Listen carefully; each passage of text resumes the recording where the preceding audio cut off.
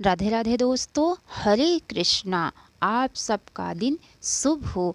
आज चैत मास के कृष्ण पक्ष की चतुर्थी तिथि है और आज मैं आप सबको दुर्गा सप्तशती के कीलक का पाठ सुनाने जा रही हूँ।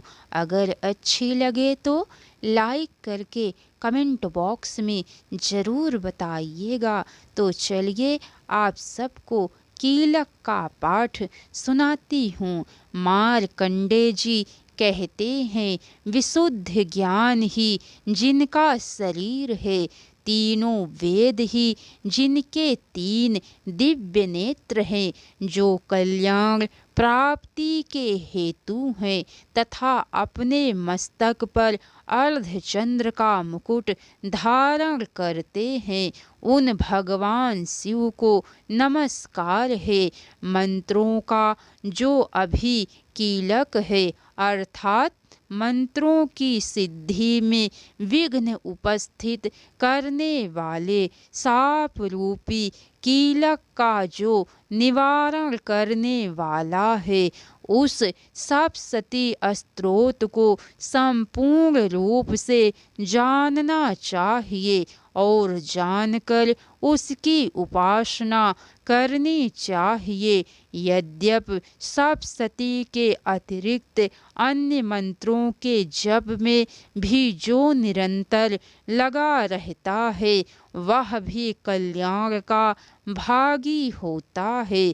उसके भी उच्चाटन आदि कर्म सिद्ध होते हैं तथा उसे भी समस्त दुर्लभ वस्तुओं की प्राप्ति हो जाती है।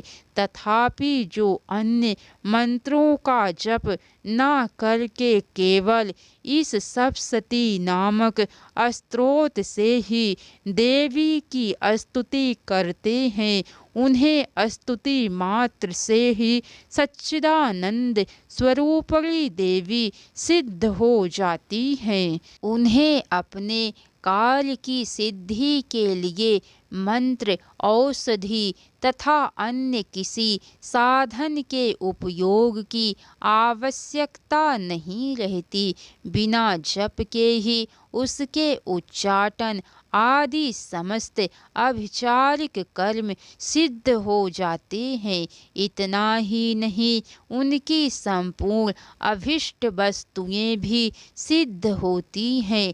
लोगों के मन में यह शंका थी कि जब केवल सप्तशती की उपासना से अथवा सप्तशती को छोड़कर अन्य मंत्रों की उपासना से भी समान रूप से सब कार्य सिद्ध होते हैं, तब इनमें श्रेष्ठ कौन सा साधन है।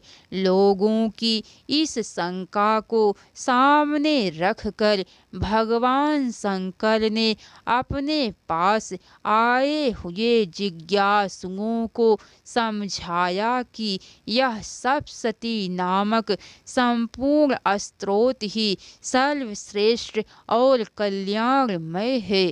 तदंतर भगवती चंडिका के सप्तशती नामक स्तोत्र को महादेव जी ने गुप्त कर दिया। सप्तशती के पाठ से जो पुण्य प्राप्त होता है, उसकी कभी समाप्ति नहीं होती, किंतु अन्य मंत्रों के जप जन्य पुण्य की समाप्ति हो जाती है।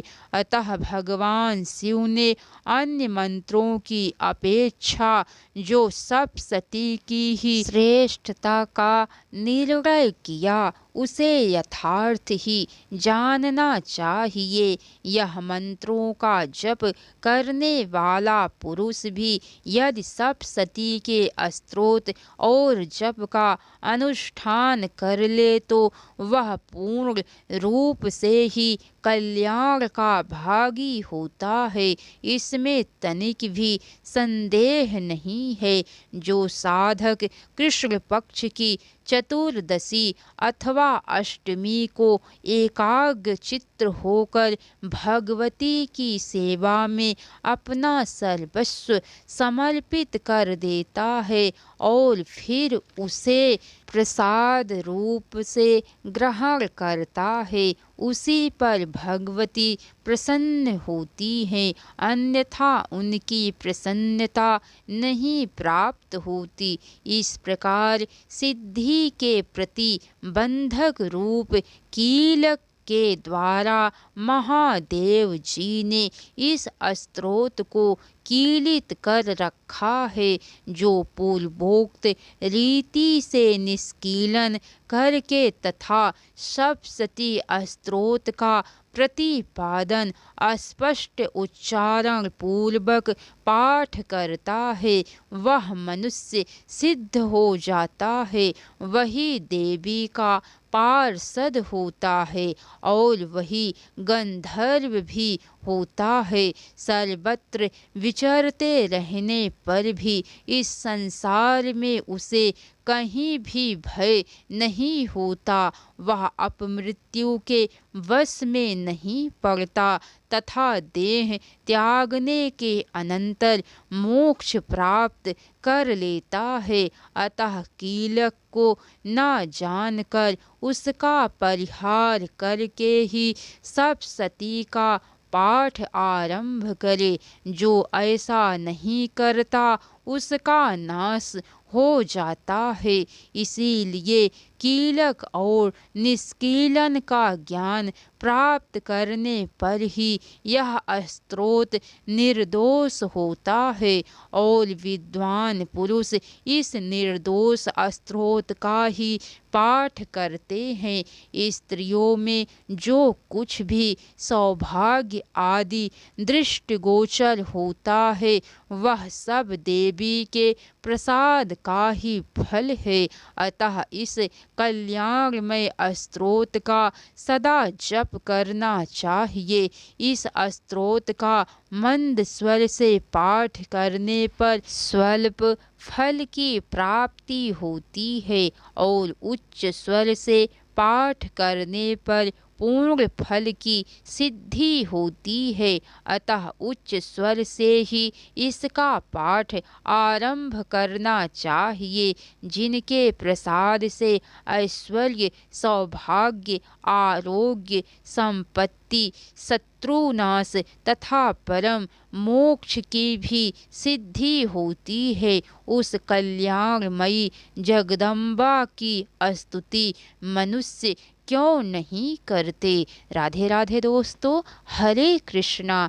तो कैसी लगी कथा लाइक करके कमेंट बॉक्स में ज़रूर बताइएगा। इसके आगे की कथा दोस्तों आप सबको कल सुनने को मिलेंगी। जय माता दी, हर हर महादेव।